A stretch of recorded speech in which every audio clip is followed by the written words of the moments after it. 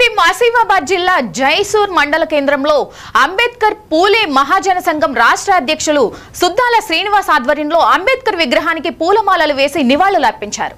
ఈ సందర్భంగా సుద్దాల శ్రీనివాస్ మాట్లాడుతూ గత కొన్నేళ్లుగా ఏజెన్సీ ప్రాంతంలో ఆదివాసులతో మమేకమై తరతరాలుగా తాత ముత్తాతల నుండి ఇక్కడే పుట్టి ఇక్కడే మట్టిలో కలిసిపోతున్నప్పటికీ ఈ ప్రాంతంలో నివసిస్తున్న ఎస్సీ బీసీలకు ఎలాంటి రైతు బంధు రైతు బీమా పహానీలు లేకపోవడం చాలా బాధాకరమని తెలిపారు। కాంగ్రెస్ పార్టీ పీపుల్ మార్చ్ పాదయాత్ర సందర్భంగా ఉప ముఖ్యమంత్రి బట్టి విక్రమార్క హామీ ఇచ్చిన విధంగా పహానీలు ఇచ్చి రైతు బంధు రైతు బీమా ఇవ్వాలని డిమాండ్ చేశారు। ఈ కార్యక్రమంలో అంబేద్కర్ పూలే మహాజన సంఘం జిల్లా అధ్యక్షులు దండవుల మహేష్ నాయకులు పాల్గొన్నారు। పాదయాత్రలో గౌరవనీయులు బట్టి విక్రమార్క గారికి మేము మెమోరాండం సమర్పించాము।